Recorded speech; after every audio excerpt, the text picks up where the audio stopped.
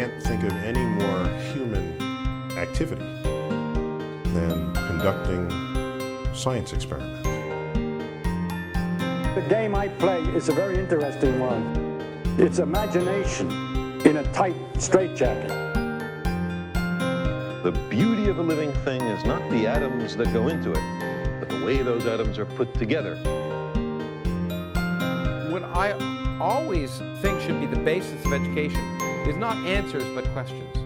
We should teach kids how to question. This is BLab Codes. My name is Smith Siddiqui. In this abridged episode, Dr. Vivian talks about what inspired her to get into marine biology and to study coral reefs. To hear the full episode, go to blabcodes.com and subscribe to our podcast through iTunes or whatever podcasting app you use.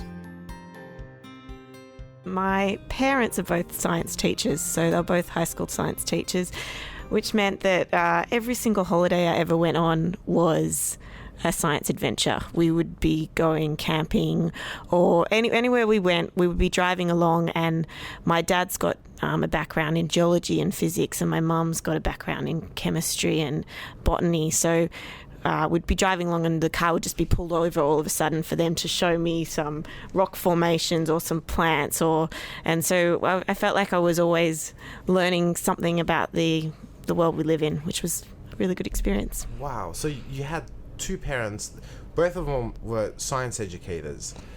So geology and physics, and your mum was botany and chemistry. Yeah. So you had a good exposure to sort of all different types of field of science. It wasn't just one specific field. Yeah, pretty much.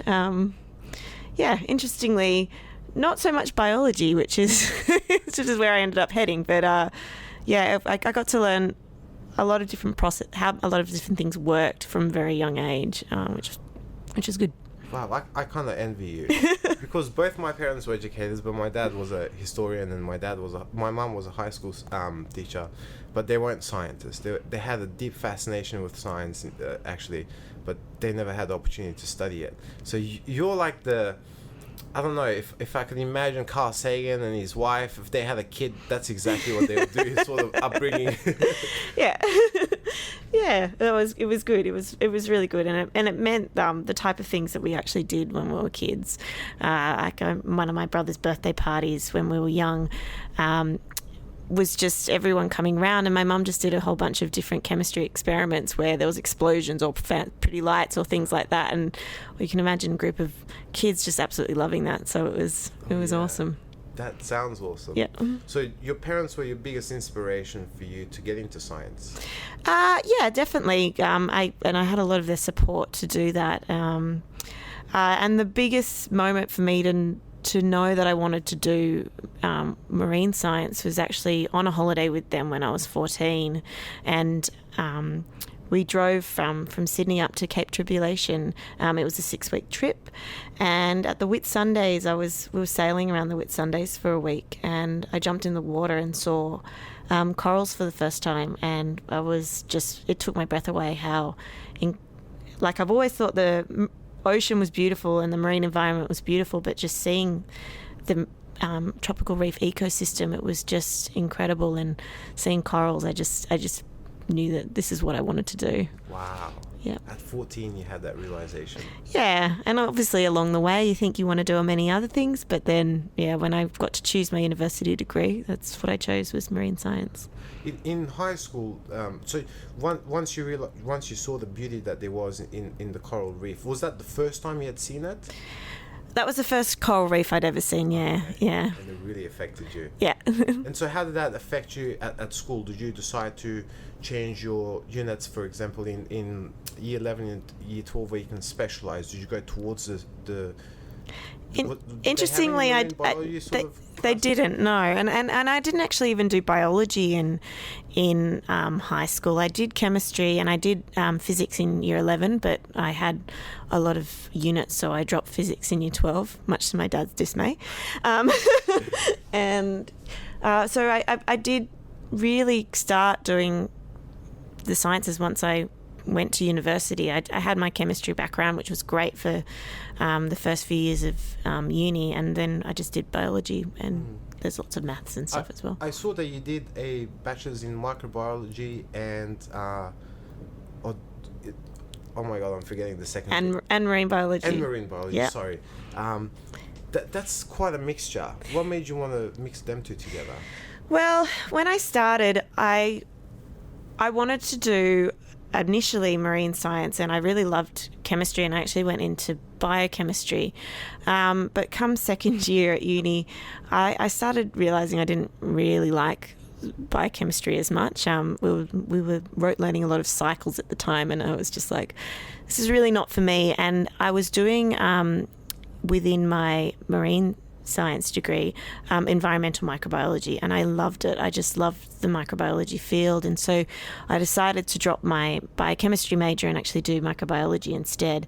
And I loved it, and it actually meant, like, I did a lot of different microbiology, not just environmental micro. I did work on viruses and disease and things as well, and it was great. And then when I actually went into honours at uni, I did my honours in marine. It was marine fielders on corals, but it was actually through the microbiology department because it was more marine microbiology, which was an excellent opportunity for me because the Dr. Chris Marquis was my supervisor, and he was actually working on corals, and there wasn't many people at my university at the time, because it was in Sydney, that was working on corals. And I got this really amazing project with him, and we got to go up to Townsville during coral spawning and collect corals, and it was an amazing experience, and it actually is what put me on that path to then be able to do a PhD in corals as well, because of the people that I met up in Townsville. Right, so the connections that you established at Townsville set you up to doing a PhD in that field. Yep, pretty much. What made you want to, so in at university you did microbiology and marine biology, or marine science, what made you want to get into research? I guess for me, I'm always very inquisitive. I always want to know why about things, and that's probably partly because growing up, I was always I would always ask why. My parents actually usually had a lot of answers for why.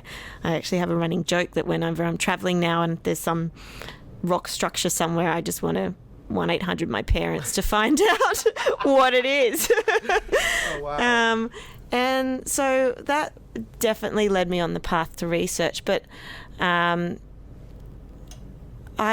I finished my honours, I admittedly didn't know what I wanted to do, and I just packed my bags. I knew I wanted to work on the reef, and I packed my bags and drove up to Townsville with nothing lined up, no job or anything, and door knocked at James Cook University, and I got a research assistant's position for 3 months with Dr. Andrew Baird, and this was over coral spawning.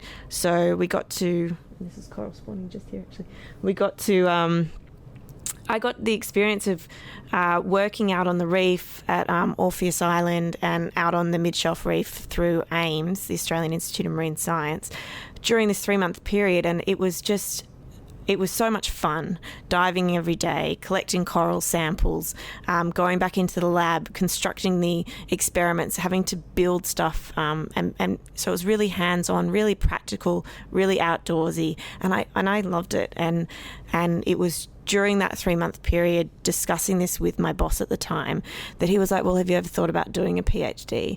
And I was like, well, yeah, if this is what I get to do, then that sounds great. So I applied for a scholarship and was fortunate enough to get it, and set me on my career path. Wow. Yeah.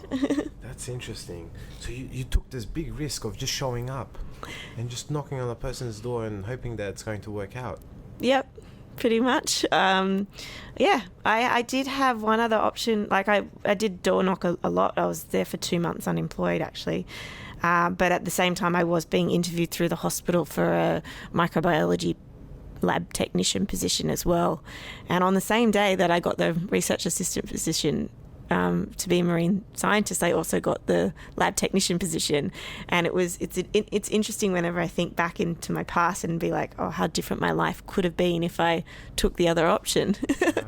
Right. Yeah. I know exactly what you mean. There are, I think, these moments in our lives where if you zigged instead of zagging, your life would have been so different. Yep. I mean, I have that. I think 4 years ago, I started Brazilian Jiu-Jitsu, and that changed the trajectory of my life completely. Who I am now would have been so different had I not taken that step. And it seems like that was one of the moments for you. Yep. Where had you not taken this opportunity to, or rather, had you taken to work at that lab doing micro stuff, then you would have probably never been here. Yep, probably still working in the hospital system.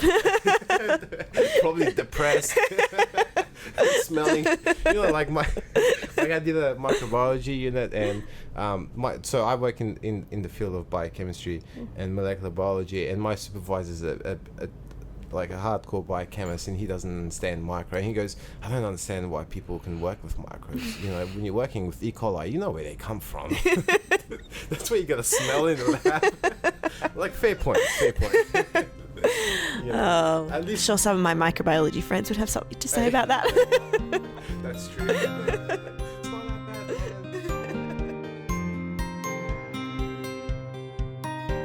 Thanks for listening to BLab Codes. Rate and review our podcast on iTunes or wherever you get your podcast, because it does help us spread the word. And if you like what we're doing here, then help us grow it by sharing this with a friend of a friend, or your mailman, even your mailman's mailman. We also want to hear from you, so send us questions or comments to blabcodes@gmail.com. And if you have any interesting questions or comments, then we'll talk about it on air.